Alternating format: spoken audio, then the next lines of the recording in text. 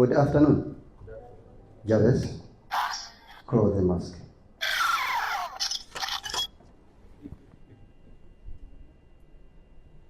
Jarvis, open the mask. Jamani, nikasema kwamba nikija awamu hii kwanza tuwasiliane kwanza ki-AI. Kwa sababu tukizungumza hizi AI zipo, watu wengine wanasema tunazoea kwenye movie tu. Tanzania pia AI zipo. Kwa hiyo ni wewe tu kusema kama unazitumia au usitumii. Kwa hiyo hata most of the time huwa natumia. Kuna some people, baba nitauliza swali ili niweze kuona watu uelewa wao ukoje. Jarvis, close the mask. Jarvis, start combat mode. Jarvis, start combat mode.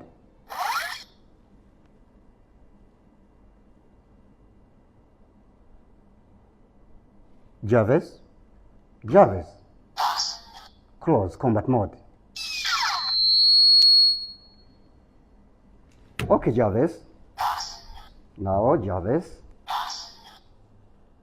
backup power system on. Jarvis, backup power system on. Okay, now Jarvis, open the suit.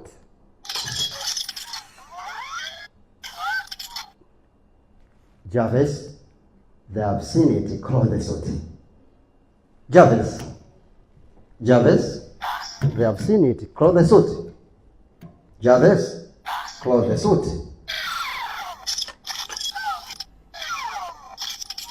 Jarvis, shut down system. System's offline. So here's my question. Was it AI? Jarvis, open the suit. Jarvis, open the suit. Was it AI? Is it AI? We are learning now. Jarvis, Jarvis, close the suit.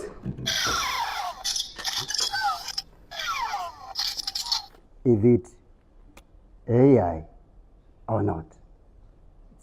Jarvis, start combat mode. Is it AI? Jarvis, shut down system. System's offline. Is it AI? Yes. Jarvis, start system. Good evening, boss. Is it AI? Yes. Jarvis, are you there? Jarvis, backup powers off. Jarvis, close combat mode. Is it AI? Yeah. Okay, Jarvis, shut down system. Jarvis, shut down system. System's offline. This is so important and I like it. So amazing. Pale tumepata it is AI. Brother hapa amesema is not AI. Brother hapa umesemaje? AI, not AI. Okay, let's go to groups.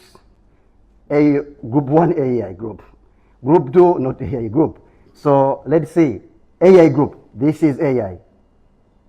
Jarvis, I want to see it. System's offline. Sawa. Jarvis, Good evening, boss. good evening. Open the mask. Okay, nataka kuona sasa. Nani unasema hii ni AI? Tunyosha mikono tuone. 1 2 3 4 5 6 7 8 9 10 11 12 13 mene. Then hands down. Wangapi wanasema this is not AI? Sema not AI. 2 not AI. Okay, 2 people not AI. So the answer is, here's the answer. This is not AI. Tupige makofi wawili hawa. That's why we are here to learn AI. Why? This is typically is a robot. Tulijifunza kwenye session ya kwanza the differences. Robot tukasema ni kiumbe chochote katika mambo mosi ya chuma katika mambo yote yale ambacho kinakuwa programmed by the computer to do a certain thing. So this is not intelligent. Haiwezi kunibishia hii. Ni vaya manivue. Siwezi kupiga nayo story, ni shauri. So it's not an intelligent being. Okay, it's at all. I command it how I need to use it and it obeys on the programmed language. Kwa namna ambavyo imekuwa programmed. So it has been programmed to obey my command on a certain specific task. Ndio maana kwanza nitoa mfano, I was in China, kuna makochi ambao ni robot yanakufanyia massage. Unakaa na they can do something beyond what they are programmed. Hawezi kufanya zaidi ya pale. So that was so important and I'm grateful tumeweza kuona where tulikuwa tunatofautiana. So this session now, let's start here. By the way, this session most itakuwa ni hands on. So kama una simu, kama most tutatumia notebook zaidi, tutafanya kwa vitendo and I will take you through that. So kwa kuanza kabisa, kuna hizi 5 category of AI users today. Tuna watumiaji 5 wanaotumia AI today. Kundi la kwanza kabisa lile pale lile, wenyewe they are using AI but they don't know if they are using AI. And the most of them, ukiwauliza je, unaijua AI, anasema sijui AI. Na pengine hana mpango na AI. Anahisi AI haimuhusu. Wako pale. So they are using but they don't know. So matokeo yake kundi la kwanza huwa linatumiwa na AI. They are used by the AI. What do I mean? Let's say kwenye simu zetu tunazotumia, ukiingia kwenye social media, kuna hizo AI ambayo inaitwa algorithm. So algorithm itimizi ni kwamba ina recommend vitu gani wewe uvitazame na uvione. Kwa nini? Kwa sababu wewe unavyotazama, unavyolike, unavyoshare, AI ile imesetiwa ili mradi ikuoneshe vitu unavyovipenda. So kama hujui kinachotokea, algorithm yako inaweza kukuletea vitu ambavyo wewe uvipende. Lakini matokeo yake ni kwamba unatumia bila kujua. Ndio mtu alikuwa anamzungumzia hapa Neema labda. Mimi kwa nini bwana, mbona inaonyesha vituko tu? Kumbe wewe ni mzee wa vituko. Kumbe ukiingia mtandaoni ni udaku, umbea, vituko. So mwisho wa siku algorithm umeifundisha bila ya kujua ikuletee nini? Ikuletee vituko. So if you know kama kuna algorithm unavyoingia kwa mtandaoni, unaweza kuitrain platform zako za online ziweze kukuletea vitu ambavyo unavitaka. Kusema kiasi siku siasa utakutana na siasa tupu. So you will fail to see another part of the world. Hautajua michezo inaendeleaje, hautajua teknolojia inaendeleaje, hautajua and so forth. So algorithm lazima uitreat iweze kuwa evenly distributed, iweze kukusave wewe kwenye multi-dimension angle. So kwa ile kundi alijui kama linatumia AI, alijui AI na alijali matokeo yake, kundi linatumiwa na AI. Linatumika. Sababu AI it does against them, not in their favor. Kundi la pili, use AI like Google search. Tuna Google ambapo kazi yake una search habari unazotaka kujua na unaletewa list ya hizo habari, wewe unachagua habari ambayo unataka. So most people leo AI imekuja inasema nikiingia kwenye Google bwana, nikiandika habari naletewa list nyingi, alafu then naanza kutafuta ipi ndio ina habari ninayotaka. So here is a shortcut. Naingia kwenye AI, nikiandika mara moja tu, pum, inaletea taarifa zangu zote. So they are now using AI just like a shortcut. They are using AI like a shortcut, badala kutumia Google. Nasema now the AI ikigusa inatoa maelezo yote kwa uharaka zaidi. So they are using AI like a Google search. So it's just an alternative of Google search, not what AI is, because AI is not a search engine. Number 3, use AI but get poor results. This, most of us we are there. Most of people, niliwahi kupata ujumbe mmoja hivi, mtu akiwa analalamika. Anasema mimi napenda sana AI. Naitumia sana AI. Lakini yani kwa kweli naichukia AI. Nikamuuliza kwa nini ndugu yangu? Anaambia kila ninavyofanya sipati matokeo, napata vitu vya ovyo. Naambia AI ifanye hivi, mwisho siku inanifanyia hivi. Au maybe AI is just an hype. Au sio kweli AI inafanya kama watu wanavyoisifia? These are the people in this category. Use AI but get poor results. So what is the problem? This guy is lucky we call prompt engineering skill that we are going to learn soon. Wanakosa ile sayansi na ujuzi wa kutumia AI. Lakini kundi la tatu, master AI and make money. This guy, very few, you see. Hii ni nyomi massive wako kwenye used by AI. Another massive use AI like Google search. Unajua AI inajua nini ChatGPT? This here, but they use like a Google search, andika yes and here. Then here use AI but get poor results. Wachache wapo pia still wanaotumia AI, wanajua vile kimeshuka, wanapata matokeo mabovu. Na kundi la 4, master AI and make money. Hawa wapo ni wazee tunaita wazee wa tools. wanajua kutumia tool fulani kutengeneza kitu fulani, they know to do. Afu kundi la mwisho kabisa ni master AI and generate value. Hao ndio wanaijua AI, then wanatumia AI ku shape the future of the community. Wana help their community to get along with the AI. Wanasaidia watu wengine not na kugea tool hii hapa hii, tumia hii hapa kutengeneza picha. No. They in the table of the AI transformation, and they help the community to be better on how to use AI and to get along with the AI. So these people are very few too, very few. So here is my question. Wewe sasa hivi unavyojitazama uko wapi? Brother, katika makundi ya matatu. We are just learning, by the way. Tunajifunza tu. Saturday care. Kundi la pili, brother amesema yuko kwenye second group, kwenye kundi la pili. Wanatumia kama vile Google search. Ni shortcut ya Google search. Okay, brother pale. Upo kundi gani? Second group as well. Madam pale miss, upo kundi gani? Second. Brother pale nyuma pale. Yes, wewe hapo. Unanitazama. In front of you. Kundi gani upo? La tatu. Use AI but get poor results. Good. Madam hapo. La tatu, use AI get poor results. So you can see yourself. So training ya leo lengo lake ni kukutoa in search, ni kukutoa huko kote mwisho wa siku uje mpaka huko. It has to be that you are in the table of the conversation to lead AI. Not only you benefit yourself, which is good, you can make even money, kwa sababu ukiweza kutumia AI tools unaweza kujiprotect wewe mwenyewe usifukuzwe kazi, kwa sababu unajua tools kutumia AI. Unaji safeguard, unaji future proof yourself, so you make money more, you sell tools and you forget. But you should move here. You just only becoming selfish, which is good too. We are biased by nature, humans. But once you go here, then it's for majority, it's for humanity. Now you're in the table, you know AI, and say this is bad. Hataki kufikia kwenye dystopia. Tunataka tufike kwenye utopia. So this is not good. AI model imekosewa. Iko too biased. Hii ina check data privacy. So you are there and you know AI, so you help community to get better. Are we together? So that's what we are trying to do. So kitu cha muhimu sana kwenye AI.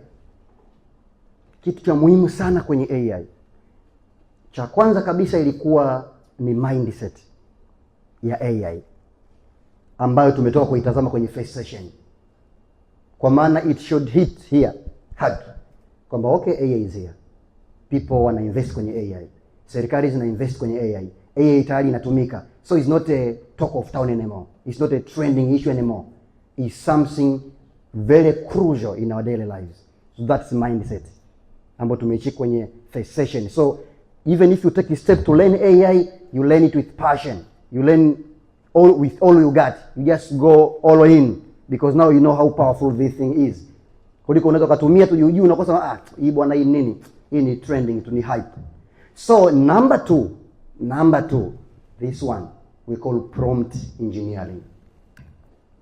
So kwenye session hii tutajifunza vitu viwili vya msingi. Kitu cha kwanza ni mastering prompt engineering na AI application.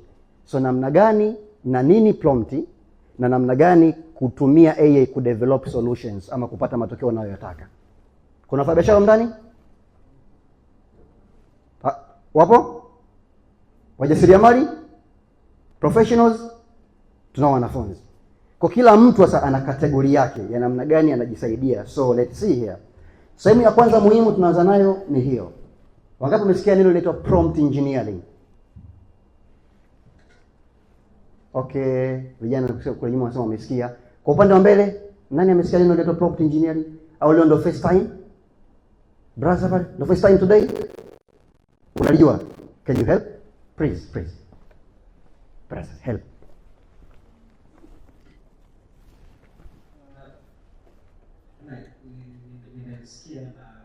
Of course, from my understanding, prompt engineering ni kitendo cha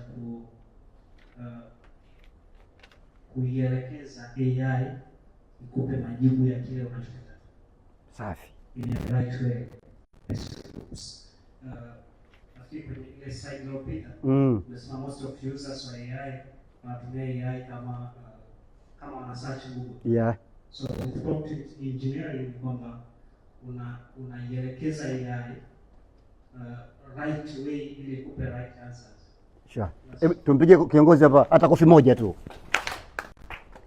So, prompt engineering dialect AI, command AI, you guide AI.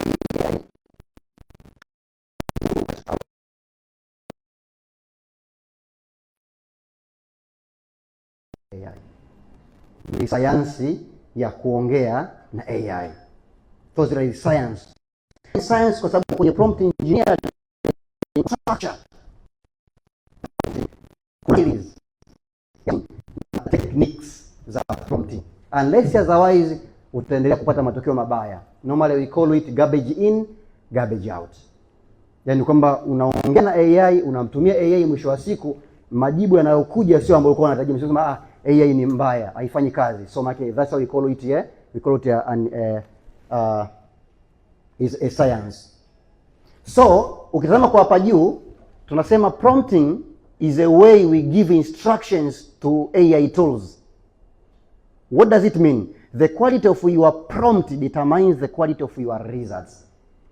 Kwa hiyo prompt ni namna ambavyo tunaiamrisha, tunaielekeza AI, tunaongea na AI ili mradi iweze kutuletea matokeo tunayoyataka. So ubora wa maelekezo yako, ubora wa maneno yako ndio ubora wa matokeo. Why is it engineering? Why we call prompt engineering, word engineering? Kwa sababu una craft, una draft, una refine mpaka mwisho wa siku unapata prompt iliyonyoka. Na wakati mwingine AI sio kwa mara moja inakuletea majibu unayotaka. You should keep on refining, you should keep on crafting, you should keep on drafting mpaka mwisho unapata kile unachokitaka. So that's how. And here's a question. Why matters now? Kwa nini prompt engineering tunajifunza na inahitajika sana? Pamoja na kwamba garbage in garbage out, kwamba ukiongea hovyo utapata majibu ya hovyo kutoka kwa AI, lakini kuna hizi we call human divides in the history. Binadamu amepitia hizi 4 divides. Divides ya kwanza we call educational divide. Education divide ilikuwaje? Tunasema ni access to learning versus none. This is where some people back in the day had access to education and some people had not. So we call it education divide. Kuna baadhi ya watu walikuwa wanaweza kupata access ya elimu maybe kwa sababu ya fedha wazazi wao and so forth, na kuna baadhi ya kupata hiyo access ya elimu. Lakini kitu cha pili ikaja kitu inaitwa digital divide. Digital divide tulizungumzia with access to internet with not. Kuna watu mpaka leo hii tuna access ya internet, tunafaidika na fursa za kutumia internet, mitandao ya kijamii, social media, ila kuna ndugu zetu kule interior parts, Kigoma, Shinyanga na ndani hawafaidiki na internet. Sisi tumewaacha nyuma. So it means ni kwamba kati ya watu ambao wana access ya internet ambao hawapo. Na ya tatu ni hii inaitwa AI divide. So AI divide inamaanisha ni kati ya watu ambao wanatumia AI na watu ambao hawatumii AI? No. AI divide inamaanisha not about access but skills in prompting. Inamaanisha kati ya watu ambao wanaweza kumprompt AI kupata the right output na watu ambao hawawezi kuprompt AI na wanapata wrong output. So AI divide is not about who has access to AI na who has not. Kama tulivyoona kuna some people they don't know AI, they don't care, but AI still use them. That is the lowest group. And finally tunayo nyingine ndio cognitive divide ambayo tuna expect in the wrong line itatokea kwa masuala ya AI ethics, augmenting thinking with outsourcing thinking. Kwa maana kuna watu watatumia AI kwa sababu ya kujiaugment, kujiongezea thinking capacity yao, intelligence yao, na kuna watu watatumia AI kama vile replacement of the mental effort, kama replacement ya wao kufikiria. Kila kitu wanamtumia AI, which ina riski kubwa sana. We call the great cognitive divide. Inalifanyika hiyo research na chuo kikubwa cha MIT kule nchini Marekani. Inaonekana kuna watu their capability of thinking, creativity, memory capacity zinapungua, zinashuka kwa sababu wameanza kufanyaje? Wamekuwa dependent to AI. Kila kitu AI inaandikia email, AI inaandikia proposal, AI inaandikia essay. Yaani kila kitu amekuwa AI. So mwisho wa siku wanapata kitu kinaitwa cognitive divide. Watu ambao wanakuwa more smarter, more intelligent because they are using AI right way, na watu ambao they becoming more dumb because they are using AI in the wrong way. They outsource their thinking instead of augmenting their thinking. So this is the 4 major divides that we should be aware of. So prompt engineering matter because here AI device, you need to be able to use it well so you can benefit, not to get bad result. So let me start here. Kuna kitu kinaitwa good prompt na kuna kitu kinaitwa bad prompt. Swali langu litakuwa mpaka sasa hivi wote tumeshaelewana prompt ni kitu gani? Tuonyeshe mikono kama tumeelewana. Okay, sawa, hapa tuko pamoja. Good prompt vs bad prompt. So mfano, tulisema prompt ni maelekezo ambayo unaigea AI ili mradi iweze kugenerate result unayoitaka. Good prompt na bad prompt. Good prompt ikoje na bad prompt ikoje? Tunasema kwa mfano bad prompt ya kwanza, unaiambia AI tell me about World War II. This is good. This is fantastic. Umwambia AI tell me about World War II. Kila mtu ana simu yake hapo? Naomba tuingie, tunacha GPT au kuna watu wajui kutumia GPT? Kila mtu, alafu nitawauliza swali kama je, tutapata majibu yale yale, tutapata majibu sahihi ama sio? Ingia kwenye ChatGPT, alafu uliza hilo swali la kwanza, tell me about World War II. Fantastic question, nothing wrong with that. Niambie kuhusiana na vita kuu ya pili ya dunia. Kama tayari, nyosha mkono. Kama miko ChatGPT ukauliza swali kama tayari, nyosha mkono. Kila mtu achukue simu yake hapo, kila mtu achukue simu yake kama una PC, kiongozi kama una PC tumie. Ukiingia kwenye simu yako, ingia kwenye ChatGPT, tunatumia ChatGPT kama vile default AI yetu leo. So most you are familiar with it. Alafu kisha kwa umeingia pale anapokuuliza pale, hey, how can I help you today? Ingiza prompt pale. Andika maneno. Najua hizi ni common mnajua. Si sawa eh? Kwa ingiza maneno afu iambie tell me about World War II. Nani ambaye amefanikiwa kumaliza tayari? Okay, huko nyuma nimeona tayari. Kwa nianze na brother hapa. Hebu niambie kitu gani kimeandika hapo. Nilimuuliza tell me about World War II, akanijibu World War II was the biggest and the deadliest conflict in human history. It has lasted from 1939 to 1945 and involved most of the world's nations split into the major alliances. Kwa chini yake kuna category gani kwa chini yake hapo? How it started. Okay. Major event and turning points. Okay. Human costs. Okay. Outcome. Okay. Yeah, and then akafanya conclusion. Okay.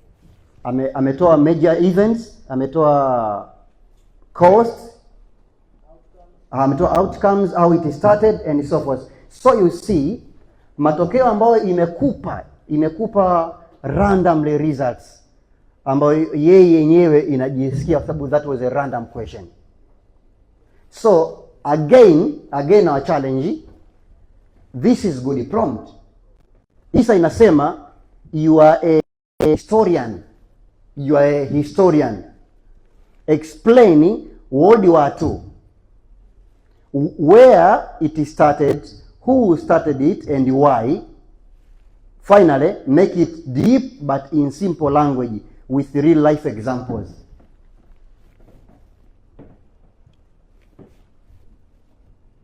That's a good prompt. Nataka tuone what are the differences between those two prompts. Inaanza inasema you are a historian, explain World War II, where it started, who started it and why. Make it deep but in simple language with real life examples. Mtu ambaye yuko tayari anyoshe mkono.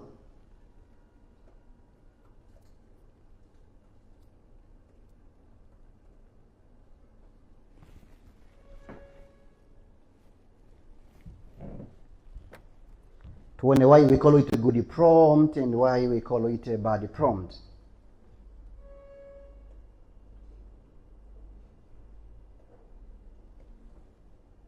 Okay, kiongozi tayari?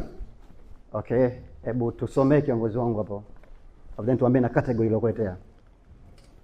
Okay, then this I will read this Yes. Your historian explain World War II, when it started, who started it, and why. It's simple with real life examples. So it started there on 1st September 1939. That's when Germany invaded Poland into the Poland Friends. The Friends saying, hey, that's not okay. And declared war on Germany. Who started it? The war started by Nazi Germany, led by Adolf Hitler. Think of Hitler like a dangerous neighbor who wanted to take over everyone's house.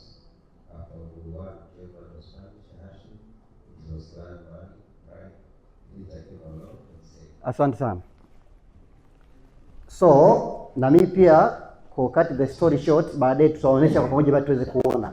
But why we call it a bad prompt and why we call it a good prompt? This is a good prompt because it has elements. AI unavoigia tunasema yani a general question. We call it a vague question. Mwisho wa siku it gives you a vague answer au response. So matokeo yake utapata maelezo mengi, pengine utaanza kutafuta kitu ambacho ulikuwa unataka a specific. So hii hapa good prompt kwa sababu hii ina structure ya prompt. Na matokeo yake itakuja vitu very specific ambavyo wewe ulikuwa una expect kuvipata, ndio maana ukatengeneza hiyo prompt. So mtu anaweza kaandika prompt vikaja vitu bado hajapata anachotaka, akauje na nyingine hajapata bado, kumbe hakuzingatia hii structure. Na tutaenda kuiona ya bad prompt na good prompt. So vitu gani ambavyo vina consist kwenye perfect prompt au kwenye hiyo good prompt ambayo tumeizungumzia?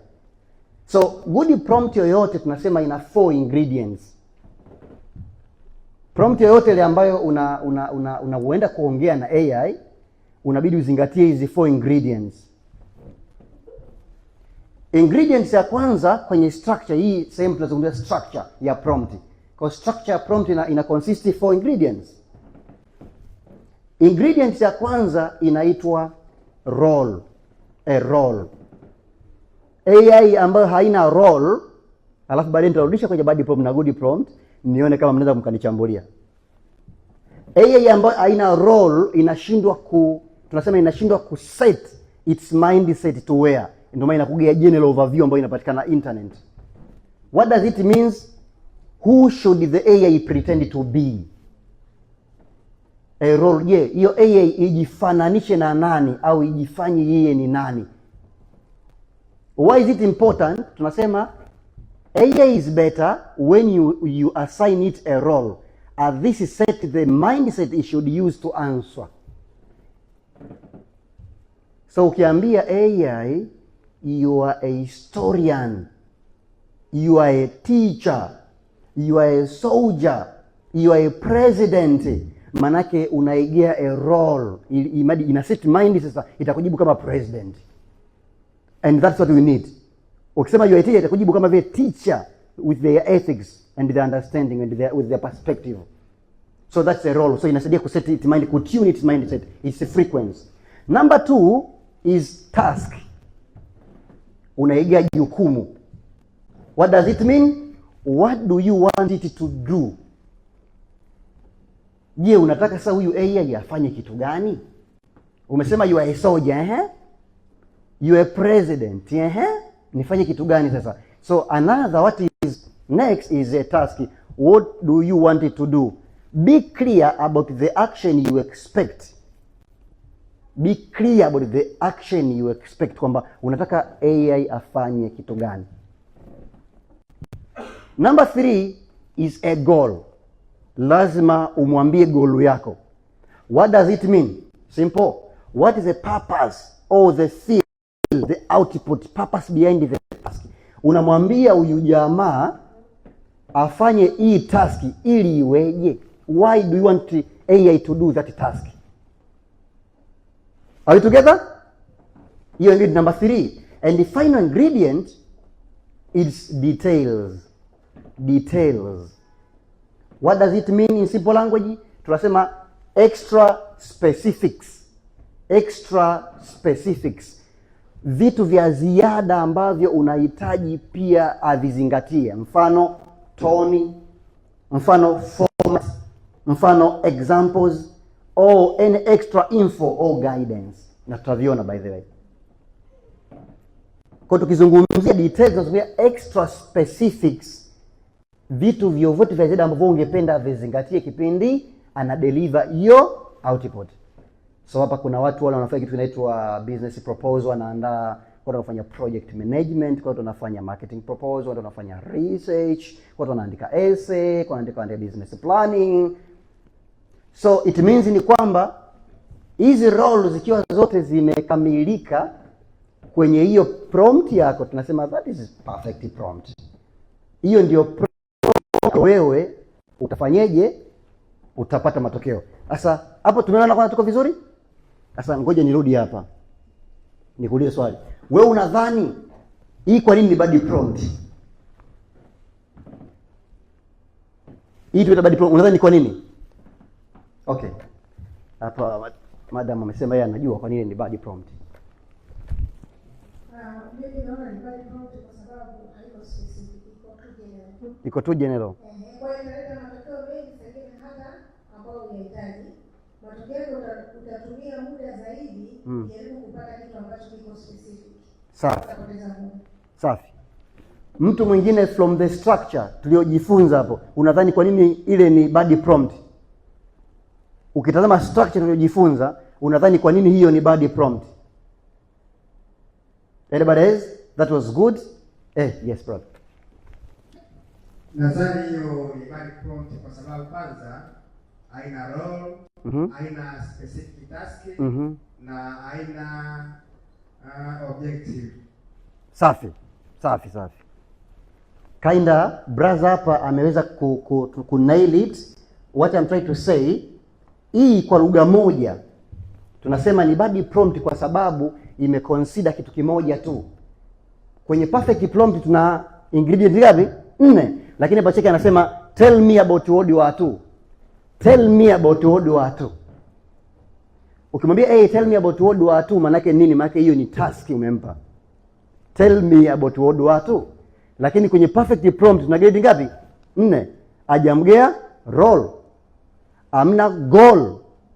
Hakuna details. Tuko pamoja eh? So ukiangalia ya pili ni good prompt kwa sababu anasema you are a historian. In nini? In role. You are a historian. Number 2 anasema explain what you are to, or tell me about what you are to. So a historian, tell me about what you are to.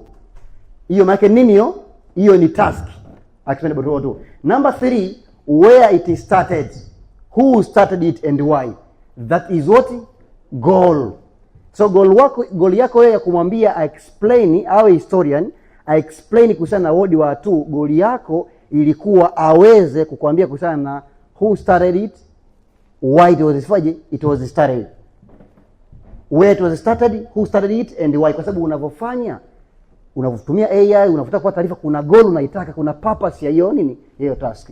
Na mwisho wa siku ukasema make it deep but in simple language with real life examples. Sasa hizo tunasema ndio details. Any other guidance or any other information ambazo wewe ulikuwa unapenda hiyo AI consider kipia na kujibu, so which aifanye iwe deep, aende ndani zaidi, alafu then pia atumie lugha nyepesi, alafu finally aweze kutoa na mifano halisi. Are we good now? Umeweza kuichambua hiyo? Sawa. Let me see now. Let me see.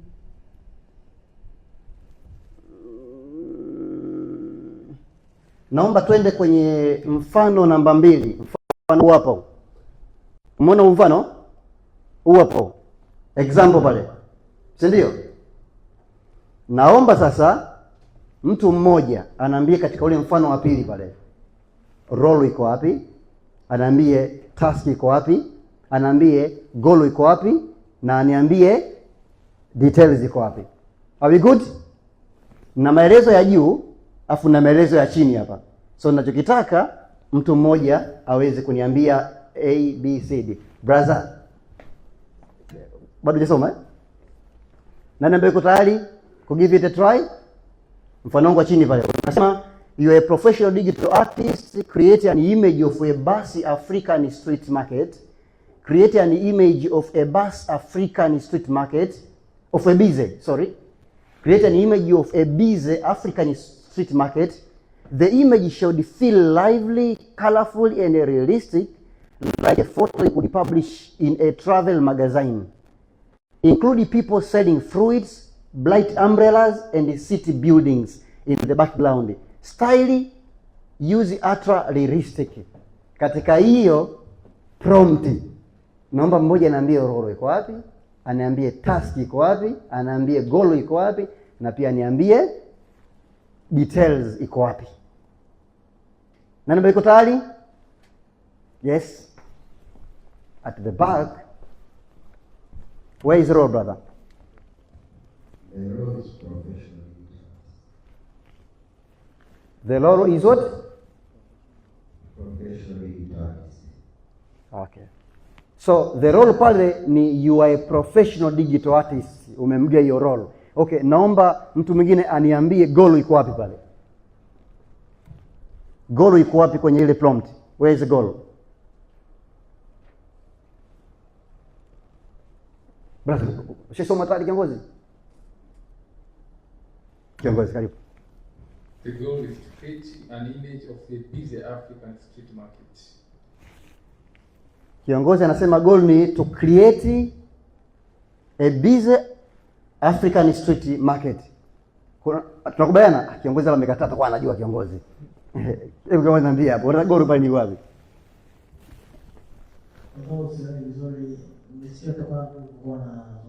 Okay.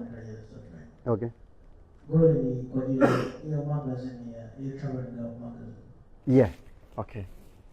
Safi, kiongozi anasema goal ni ile image should feel lively, colorful, realistic, like a photo you could publish in a travel magazine.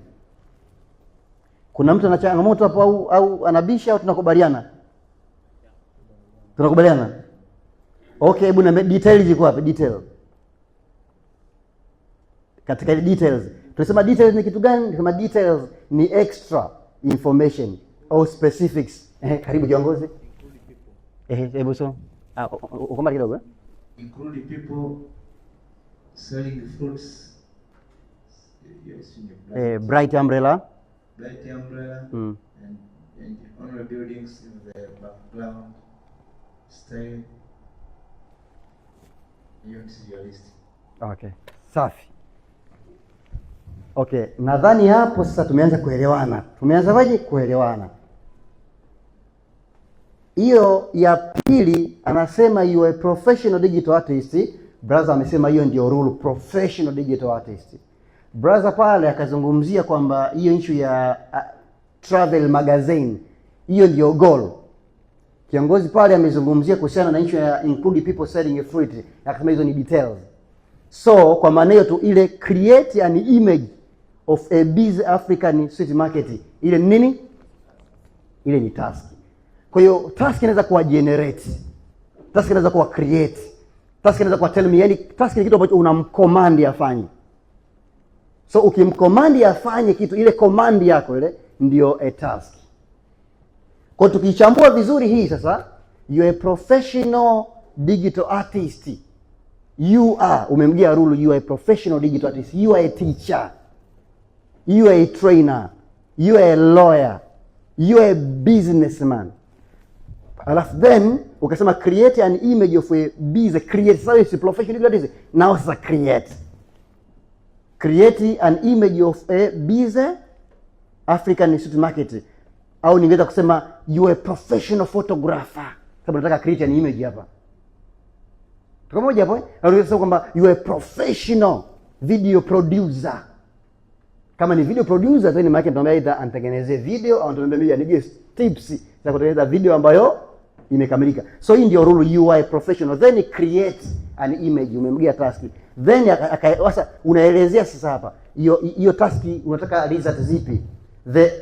The image should feel lively, colorful and realistic, like a photo you could publish in a travel magazine. Kwa akamgia sasa goal, lakini goal yangu mimi hiyo image ambayo nikwambia uitengeneze nataka iwe kama hivi. Yaani kwa maana nataka image sawa ya Biza Market, lakini hiyo image sio image tu ya Biza Market, nataka iwe ile goal ile. Iwe ionekane hivi, iwe hivi. Finally akasema isiwe tu hivyo live you could publish, lakini pia nataka pia hiyo image include watu, hiyo image include wanauza pipe na nini miamvuli and so forth. Kuna mtu hajanielewa hapo? Sasa kama tumeelewana, naomba nitoe zoezi dogo, zoezi fupi. Kila mtu aniandikie prompt, perfect prompt kwa kutazama huo nini? Kwa kutazama huo hiyo structure.